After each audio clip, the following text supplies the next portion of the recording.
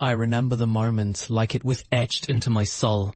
Standing there in my own living room, clutching the crumpled divorce papers, feeling my world shatter as her words echoed in my ears. "It's not you, it's me," she said with that fake sympathetic smile, knowing damn well she had been planning this for months.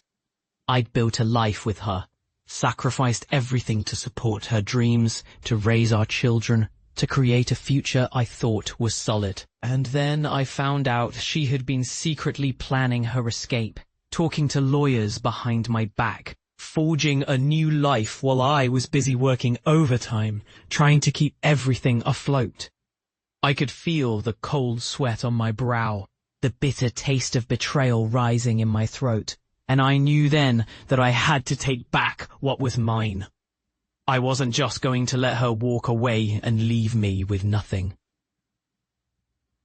That day, I realized that the woman I loved had become my enemy, and I had to fight to reclaim my dignity, my pride, my life.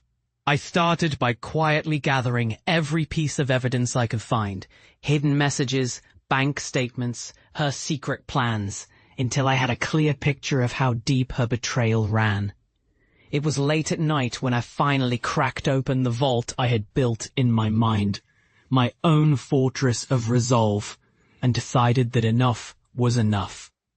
I would not be just another man who gets played and discarded. I would serve justice. The plan took root in my mind as I carefully plotted my moves. I knew she was planning to leave in 2 weeks, so I had time, just enough, to set everything in motion. I swapped her phone for a duplicate, loaded with accidental messages that would reveal her true intentions if opened at the right moment. I prepared a small camera to record her conversations when she thought I was asleep.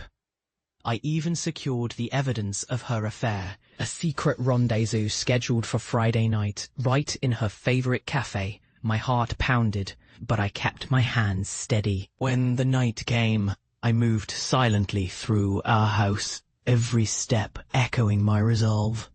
As she slipped out the door, I caught her. Buttons of her coat, her scent flooding my senses. I followed her to that cafe, hidden in the shadows, feeling the weight of every sacrifice, every lonely night I'd endured. I watched her laughter with her new lover, the way her eyes sparkled with excitement, her betrayal that cut deeper than any wound. The moment I saw enough, I knew I had to act.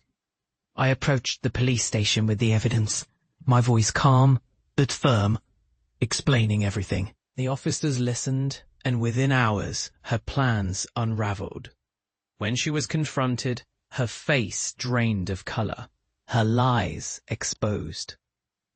I felt the surge of justice surging through me as she was taken into custody, realizing her carefully constructed world was crumbling.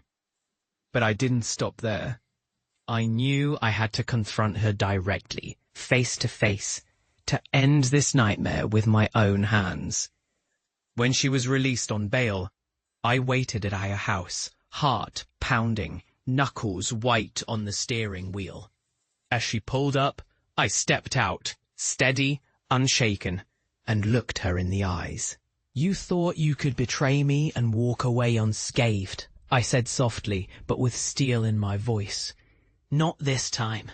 I handed her a sealed envelope, documents detailing her deception, the evidence of her affair, proof that I had fought back. Her eyes widened as she realized I had turned the tables, that I had become the master of my destiny.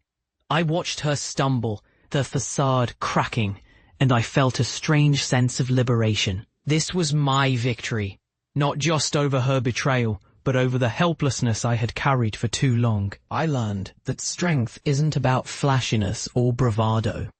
It's about resilience, about facing the darkness in your life and turning it into a weapon of justice. I am no longer the man who was betrayed and humiliated. I am the man who took back his power, who reclaimed his story from the jaws of deceit. And if there's one thing I want you to remember, it's this. Never let anyone define your worth. especially when they've already proven they're willing to destroy it.